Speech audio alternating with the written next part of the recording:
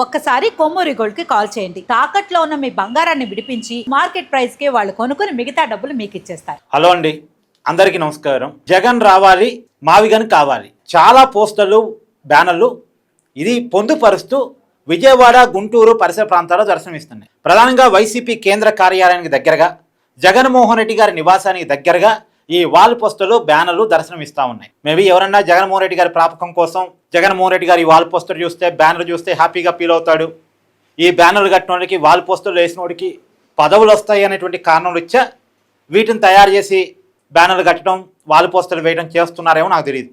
కానీ ఈ బ్యానర్లు, వాల్ పోస్టర్లు చూసినప్పుడు సామాన్యుడికి కలిగేటువంటి అభిప్రాయం ఏంటి? పిచ్చి ముదిరిందిరా అంటారు. అంతేగా, పిచ్చి ముదిరింది. నిన్న బివి రాఘుల్ గారు చెప్పారు, సిపిఎం పొలిట్ బ్యూరో సభ్యులు.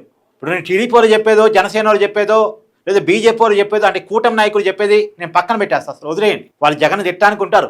కానీ సిపిఎం పార్టీ పొలిట్ బ్యూరో సభ్యులు బివి రాఘుల్ గారు చెప్పిన మాట ఏంటంటే, జగన్మోహన్ రెడ్డికి పొలిటికల్ మెచ్యూరిటీ లేదు.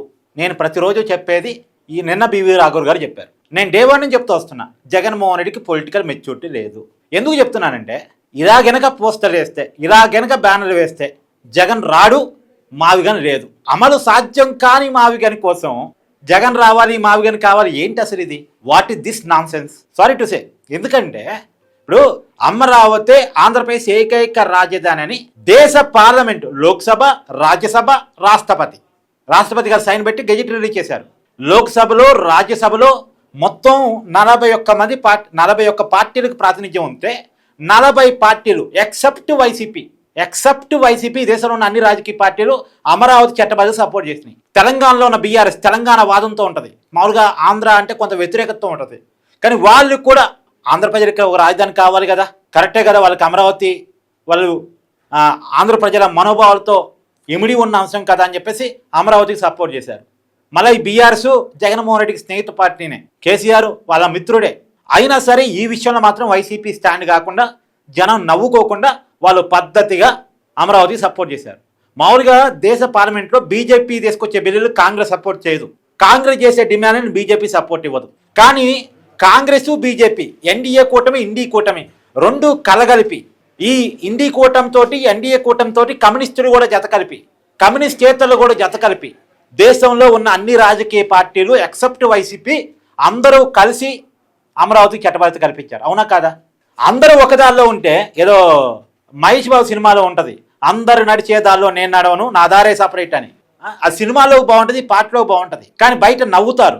అందరూ రహదారి మీద పోతుంటే నేను దొడ్డి దారి మీద పోతా, అందరు అన్నం తింటే నేను గడ్డి తింటా, ఇంకేదో అందరు ముందు చట్నీ కూర వేసుకుని తింటే నేను పెరుగు, సాంబారు ఇదైన ప్రకారం వస్తా అంటే ఏం చేస్తాం? పిచ్చోడని వదిలేస్తాం. ఏదో సినిమాలో ఉంటుంది బ్రహ్మానందం, దసరా పండుగ రోజు దీపావళి చేస్తాడు, దీపావళి పండుగ రోజు హోలీ చేస్తాడు, హోలీ పండుగ రోజు ఇంకేదో చేస్తాడు. అంటే దసరా రోజు దసరానే ఎందుకు జరపాలి, దీపావళి రోజు దీపావళి ఎందుకు జరపాలి, హోలీ రోజు హోలీని ఎందుకు చేయాలి, దసరా రోజు బాణసంచి ఎందుకు కాల్చకూడదు, దీపావళి రోజు బతుకమ్మ ఎందుకు ఆడకూడదు, ఇలా పిచ్చిగా చేస్తాడు. పిచ్చిగా చేస్తే ఏం చేస్తారు? ఏదో రోజు ఇదే వినాయక చవితి అని చెప్పేసి అతని దేశపై నీళ్ళల్లో వేయడానికి, అంటే బావిలో పడేయడానికి ట్రై చేస్తారు. అప్పుడు జ్ఞానోదయం అయింది. ఇక్కడ జగన్మోహన్ రెడ్డికి ఆ జ్ఞానోదయం కూడా అయితట్లేదు. పిచ్చికి పరాకాష్ట, మూర్ఖత్వానికి పరాకాష్ట. జగన్ రావాలి, మావిగన్ కావాలట. అరే నాయన, అసలు మావిగన్ కావాలంటే మళ్ళీ పార్లమెంట్లో చట్టబద్ధత చేయాలి తెలుసు, మళ్ళీ పార్లమెంట్లో చట్ట సవరణ చేయాలి తెలుసా? అసలు మావిగన్ ఎలా వస్తుంది? మావిగన్ ఎలా సాధ్యమైంది?